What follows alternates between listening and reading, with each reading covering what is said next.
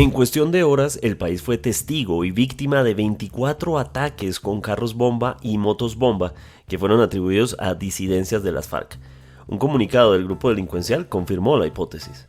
Todos los dedos apuntan a Iván Mordisco, cuyo nombre ha sonado en varias ocasiones en las últimas semanas como caído en combate y vuelve a resurgir. El presidente llamó a la unidad nacional ante la mafia, mientras que voces de la oposición señalan a las disidencias del ataque contra el senador Miguel Uribe y las amenazas contra los demás candidatos. ¿Puede unirse el país que está tan polarizado contra el terrorismo? Hablamos con Camilo González Pozo, presidente de Indepaz, acerca del escenario que plantea esta situación. Hoy es miércoles 11 de junio. Mi nombre es Carlos Solano y este es el café de hoy del Tiempo.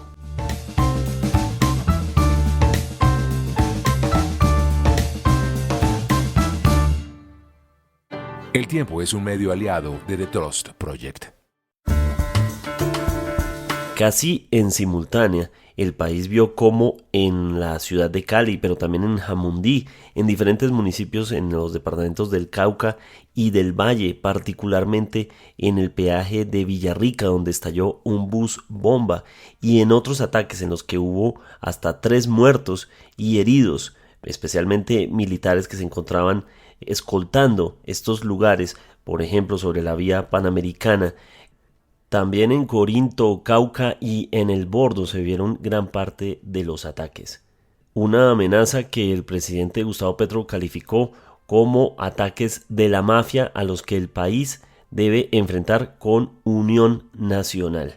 Sin embargo, en medio de una amplia polarización, el país intenta encontrar soluciones cuando todavía no sabemos la suerte que tendrá la salud del senador y precandidato presidencial Miguel Uribe Turbay, de quien hemos hablado en nuestros anteriores episodios.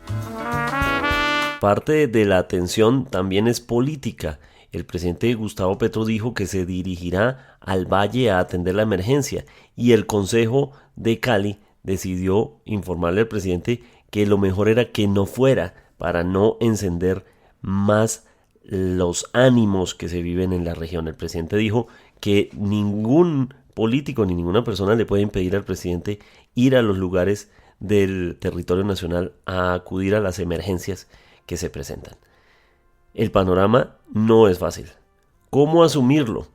Queremos hablar con Camilo González Pozo, quien es el presidente de Indepaz, para consultarle cómo ve la situación que se presenta en este momento del país. Sí, buen día, un gran saludo.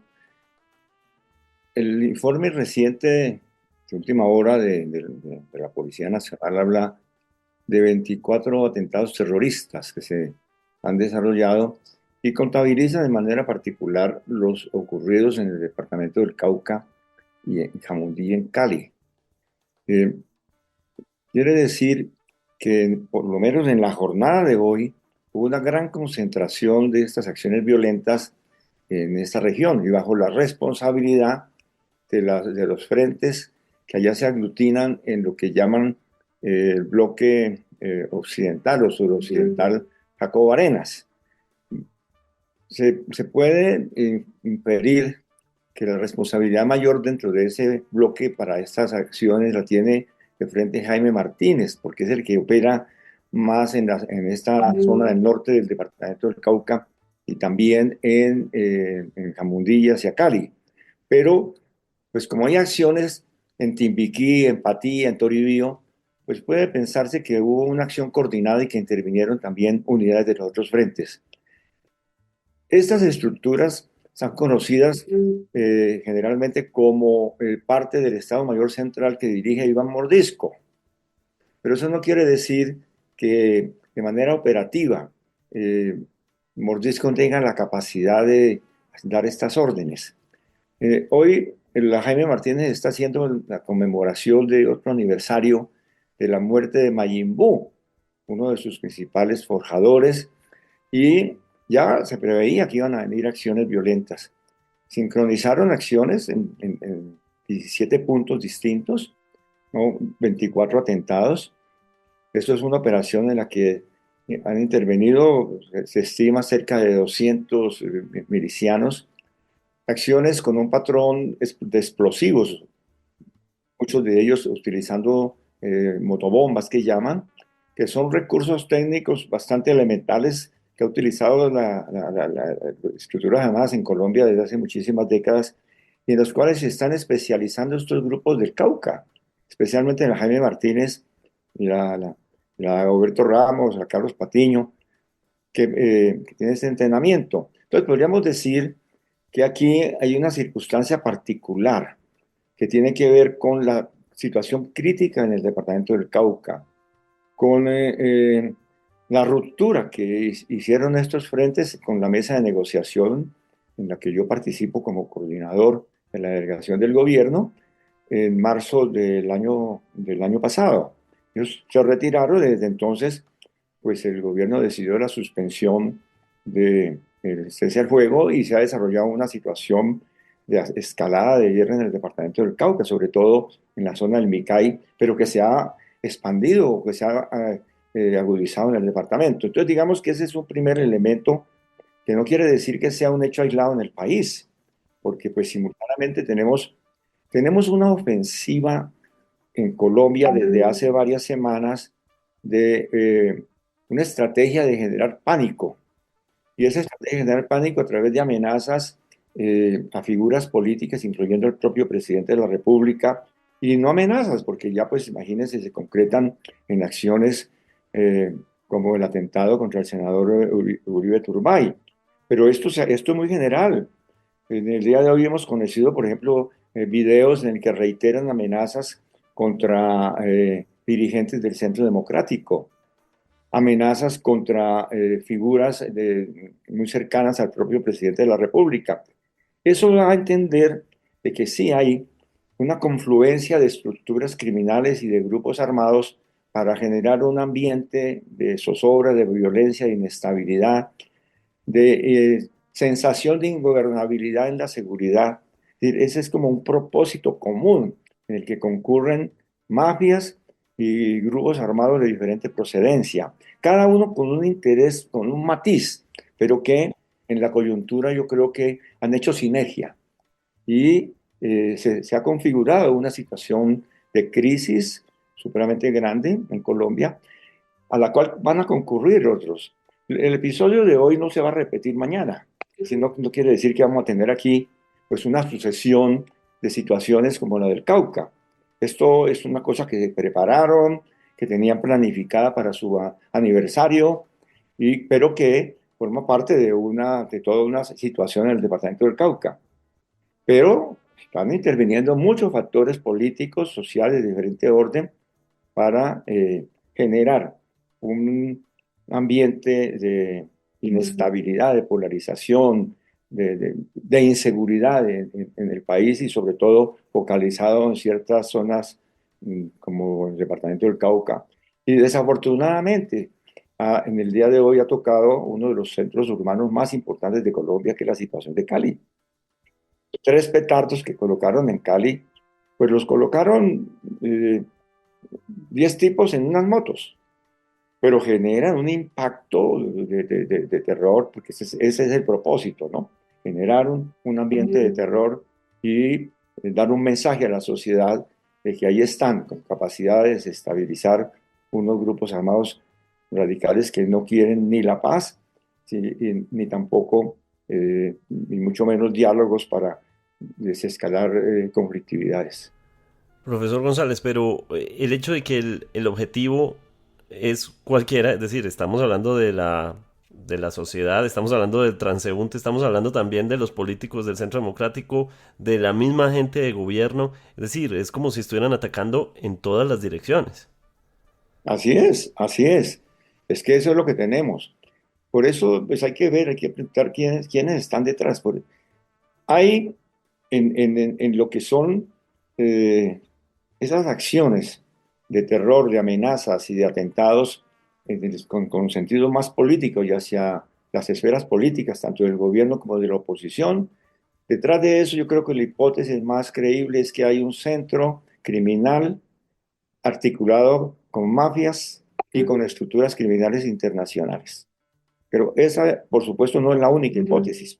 Hay otras que el propio ministro de Defensa ha enunciado, pero yo pienso que dada la dimensión del problema, esta hipótesis debe explorarse suficientemente. Yo le doy la mayor credibilidad. Lo que está pasando no es un asunto, pues, de por allá un señor de la olla de Juan Quibón, o yo no sé dónde, que cogió a un muchacho y lo convenció de que fuera a pegarle un tiro en la cabeza al lado de otros dos compinches a una figura de importancia nacional y precandidato a la presidencia de la República. Eso no es creíble, porque es que simultáneamente se han dado otros fenómenos en otras partes del país. Entonces, por eso hay que señalar de que aquí sí hay un propósito general. Yo creo que está muy bien y tenemos que repetirlo 50 veces, que aquí ha habido un ataque directo contra la integridad física y contra la dignidad, la seguridad de figuras notables de la oposición. Pero es que al mismo tiempo, eso no ha sido un invento. Yo creo que al mismo tiempo ha habido indicaciones de preparativos de atentados contra el propio presidente de la República y amenaza contra su familia. Entonces, esto tenemos que registrarlo simultáneamente para que la sociedad se una frente a lo que es una amenaza contra el conjunto de la sociedad y que lo que quiere precisamente es generar la cizaña, generar el enfrentamiento, que unos digan que los otros son los artífices y eso contribuye a multiplicar la sensación de inseguridad y de ingobernabilidad. Ese es un propósito de mafias muy tenebrosas que están, yo creo que están operando, que seguramente tienen articulaciones con diferentes hilos de poder, pero que en lo fundamental lo que están es apuntando es desestabilizar la sociedad. Ese es el propósito y es el efecto, ¿no? Así como dicen en las telenovelas y en la literatura policial, busquemos a dónde va el botín. Y aquí el botín es quién se está beneficiando y cuál es el resultado y a quiénes están perjudicando. Están perjudicando a toda la sociedad. De acuerdo. Desde mi ignorancia supina, eh, yo pregunto, pero no logra el efecto contrario, es decir, el mismo presidente está haciendo un llamado a la unión, al diálogo y a la paz y es probablemente de los pocos llamados que hace el presidente en el que probablemente encuentre eco en la oposición, en la sociedad, volverse el enemigo común de todos pareciera que fuera la manera de unirlos ante semejante amenaza que es lo que representa Iván Mordisco y las disidencias. Sí, aquí hay tendencias y contratendencias. Y digamos que puede, el propósito de una acción puede ser, de una acción como esta, puede ser la desestabilización, generar polarización y enfrentamientos y culpaciones simultáneas. Y eso se está dando. Hay voces que uno encuentra que le siguen el juego a esa dinámica. Pero al mismo tiempo hay contratendencias, que creo que es muy importante y las hemos escuchado desde todas las orillas, ¿no? Que dicen es un momento de unirnos para hacer un propósito nacional en contra de la violencia, del respeto a los partidos políticos, del respeto a la oposición, de un tratamiento digno en el lenguaje y en las relaciones entre oposición y gobierno y entre todas las esferas. Entonces, efectivamente, también se está dando ese otro fenómeno. No se sabe cuál va a ganar. Eso se están dando las dos cosas. Y aquí hay que actuar porque prime la sensatez nacional, pues prime una ética de la vida y efectivamente se fortalezca un propósito común de defensa de la vida, de la democracia y de todo lo que son valores humanos fundamentales en momentos de crisis. Nuestra conversación, y no solo nuestra conversación, sino todas las hipótesis mencionan a Iván Mordisco. Pero hace no más de 15 días estábamos hablando de un nuevo reporte de supuestamente Iván Mordisco haber caído en combate y es un informe que se ha repetido varias veces. Es una persona que su nombre sale en los medios a veces diciendo al parecer está muerto y de repente volvemos a escucharlo liderando o como usted decía, tal vez no con el poder aglutinador, pero sí de todos modos como la figura detrás o el nombre en el rótulo. ¿Qué pasa con Iván Mordisco? Es decir, ¿ante quién estamos y por qué de repente vuelve a sonar su nombre cuando hace 10 días lo dábamos por muerto? Ay, yo le digo lo que creo sinceramente. Estas acciones del Cauca no las ordenó Mordisco. Mordisco figura como un jefe de esta fracción de las disidencias. pero eso no es una organización con unidad de mando. Eso no es una estructura como en su momento fueron las FARC, donde había un comandante en jefe. No, él es la figura más reconocida y que además con ese nombrecito de Iván Mordisco, pues es pegajoso. De cuántos jefes de grupos armados nos acordamos el nombre, pues tengan la seguridad que en este país Iván Mordisco, entonces inmediatamente se prenden los reflectores. Entonces es muy fácil decir, por supuesto que esas estructuras del Cauca forman parte de un aglutinamiento en el cual está Iván Mordisco. Pero yo sí creo que esto tuvo una lógica desde las conflictividades regionales. Lo que pasa es que confluye con otro conjunto de circunstancias desestabilizadoras. Pero me parece que magnificar el papel de Iván Mordisco no se corresponde a la realidad. Eso no quiere decir que el señor Iván Mordisco no tenga una capacidad, tiene capacidad de generar hechos violentos. Eso lo ha demostrado y seguramente estará en eso. Sí, no, yo no soy de los que cree pues, que el tipo está muerto. Eso hay quienes dicen que no, que fue herido y que nadie avisa y no sé qué. No, en esa historia de muertos resucitados tenemos muchos, muchas en Colombia, ¿no? Y terminan con la canción esa, no estaba muerto, sino que anda de parranda. O que no nos matemos tan rápido. Lo cierto es que sí, mordisco es un factor que pesa en las violencias que están en nuestro país, pero es un factor marginal en relación al conjunto de la problemática de los grupos armados. En Colombia, la presencia armada fundamental, el 85% de la presencia, 80, digámosle, de la presencia armada en Colombia está configurada por el Clan del Golfo y el ELN. En todas las estadísticas, quien dice, no, hay 25.000 efectivos armados y multiplícalo por 12, da 50.000 en esas estructuras. Pues los grupos que aglutina Iván Mordisco en las estadísticas oficiales, las que más suman 3.000 efectivos armados. Sumando todo, Amazonas, Arauca, Cauca, todo, ¿no es cierto? Entonces, no podemos decir que es el factor desestabilizante central. En cambio, otros son, pues, pesan muchísimo en el conjunto del panorama nacional y son elementos desestabilizadores. Creo que no han jugado en esta coyuntura de estos días, el caso del ELN.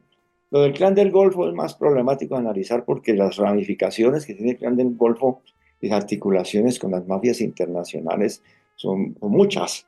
Allá hay una situación muy compleja de esta estructura macrocriminal, de modo que no descartaría de algún tipo de conexión. Pero el ELN no lo veo concurriendo a pesar de toda su virulencia y de lo que fue pues, su comportamiento criminal, digámoslo, con todas las letras en el caso del Catatumbo.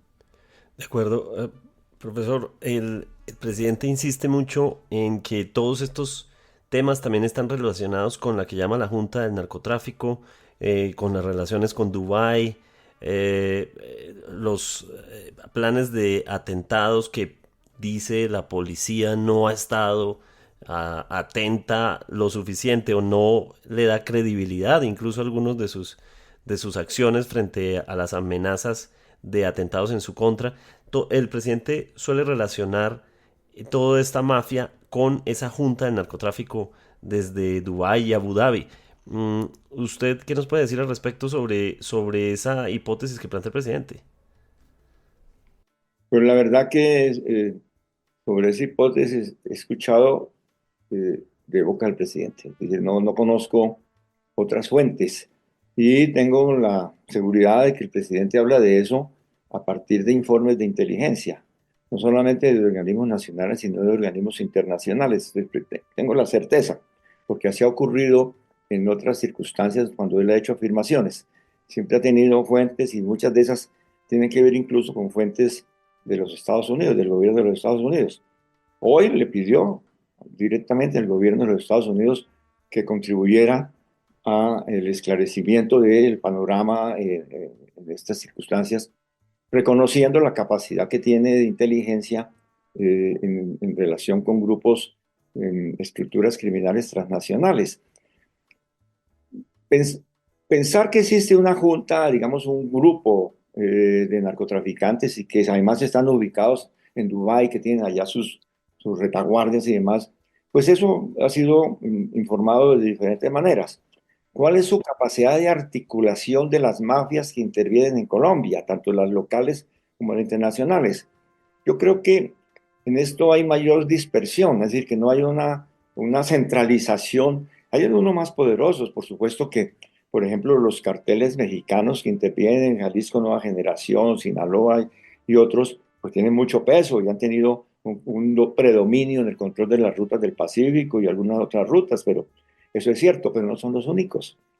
Aquí nosotros tenemos carteles europeos muy poderosos. Se ha hablado de los albaneses y se ha hablado de italianos y de otros para estigmatizar un poco pues, a estos países, pero lo cierto es que, y ahora grandes carteles por la ruta de África y la ruta hacia Europa y hacia Asia, que son los mercados más importantes en cuanto a crecimiento en los últimos años. El mercado de Estados Unidos está estancado. Allá la demanda se fue hacia los productos sintéticos del fentanilo. Entonces, yo sí creo que hay un oligopolio de mafias internacionales que inciden en Colombia. Es decir, que no es que sean tampoco muchas, pero no hay una centralización. Entonces puede existir una junta, y además con una capacidad criminal impresionante, porque es que esta gente maneja un negocio, imagínense ustedes, por lo menos con incautaciones y todo, no baja de 1.000 toneladas métricas de cocaína al año, para hablar solamente de la cocaína y no pasarnos al oro y a otras actividades delictivas de tráfico internacional. Entonces, pues aunque no sea la que centralice todo, sí puede ser una junta muy poderosa. Aquí se mueven cosas por debajo, supremamente tenebrosas.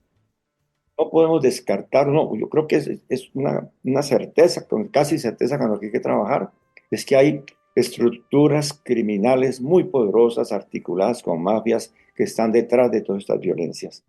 No quiere decir que sea lo único, porque los grupos armados concurren en articulación.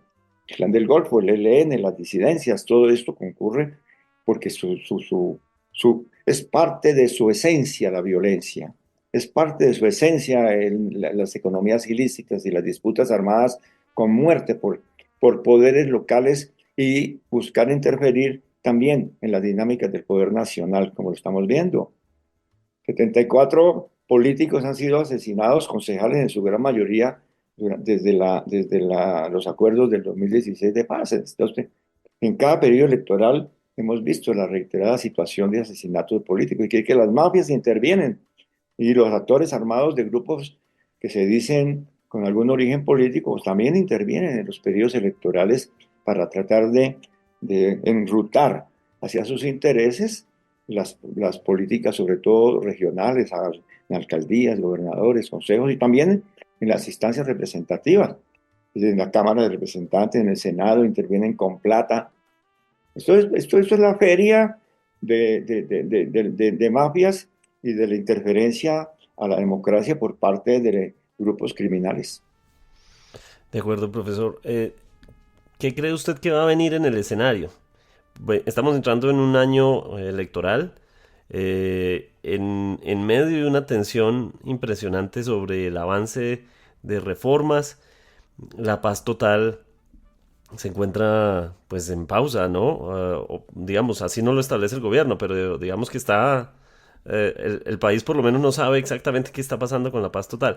En este punto, siendo el último año de gobierno, ¿usted qué cree que viene en este escenario con estos jugadores, con la mafia y con las disidencias? Pues el peligro, como ha sucedido en otras coyunturas electorales, es que se intensifiquen las interferencias violentas. Ese es un riesgo real. Hay una historia que ha mostrado que debemos estar alertas y que debe ser una actividad de prevención y de preparación suficiente desde el Estado, desde el gobierno, pero también desde la sociedad, los partidos todos, para entender que se viene una ola de violencia. Eso está cuajándose. En medio de eso tenemos esas dos tendencias. La tendencia de quienes aspiran, dicen, no, entre más polarización y más acusaciones y más inculpaciones se haga, eso va a favorecer más determinados intereses y entonces, pero al mismo tiempo yo creo que hay otras fuerzas muy importantes en el país que llaman a unos propósitos comunes por lo tanto, a unificar en ese campo de convergencias alrededor de lo fundamental o de ciertos asuntos de sobrevivencia de este país. Entonces yo creo que vamos a tener un periodo de búsqueda de esa doble relación. Aquí hay un asunto, de todas maneras, y es que pues falta año y medio de gobierno y el gobierno buscará acabar de realizar en lo posible, dentro de sus circunstancias, realizar sus ofertas programáticas. Y va a haber entonces una polarización programática también. Lo importante es que esa controversia programática se dé en los escenarios de la democracia y con el lenguaje de la paz, es decir, en métodos pacíficos y con un lenguaje suficiente, excluyendo, como se ha dicho, lo está diciendo todo el mundo, muchos sectores en la actualidad, los discursos del odio. Pero vamos a una coyuntura supremamente complicada. Lo de la paz total, pues efectivamente, paz total como que en este gobierno se logre la superación de todas las violencias, pues eso es una expectativa que se creó y que pues no corresponde ni a lo que fue la oferta del plan de desarrollo y del gobierno, ni a las posibilidades. La paz total, entendida como sacar las armas de la política y de los elementos fundamentales de la economía, no, eso no es una tarea de un solo gobierno, varios gobiernos. Es un propósito nacional para varios gobiernos. Pero sí se puede avanzar. Yo creo que no podemos colgar la toalla y decir, no, dejemos de lado cualquier propósito de disminuir la violencia, de reducir la presencia de grupos armados en las regiones, y entonces dediquémonos solamente a la controversia y a la guerra. No, hay que hacer el trabajo que tiene que hacer el Estado de seguridad y de uso de la fuerza cuando así lo exijan las circunstancias, pero al mismo tiempo debe persistirse en la búsqueda de soluciones dialogadas. Que se logre y hasta dónde lleguemos, pues hay que buscar corregir los errores para llegar lo más lejos posible. Pero allí va a haber porque se convirtió en parte de la controversia electoral, el tema de la paz total. ¿Fracasó o no fracasó la paz total? Entonces, digamos, si se entiende por paz total haber negociado la disolución de grupos armados en este gobierno, pues no, eso no se logró ni se va a lograr. Pero sí se pueden lograr cosas, algunas locales, como las que se están intentando en Nariño, en Putumayo, en Catatumbo, y otras más generales de disminución de violencias en el conjunto de la realidad nacional.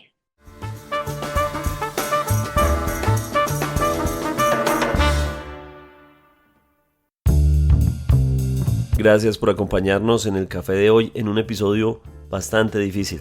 Suscríbase en todas las plataformas de podcast y en el canal de YouTube de El Tiempo. Nos encuentran también en Instagram y en X como @podcasteltiempo. Además, si quiere recibir a través de WhatsApp la notificación de cada nuevo episodio, sigue el enlace que se encuentra en la descripción o envíenos un mensaje con la palabra suscripción al teléfono 320-300-5327 y haga parte de la comunidad del café de hoy. Este episodio fue producido por Pedro Sánchez. Mi nombre es Carlos Solano. Podcast El Tiempo.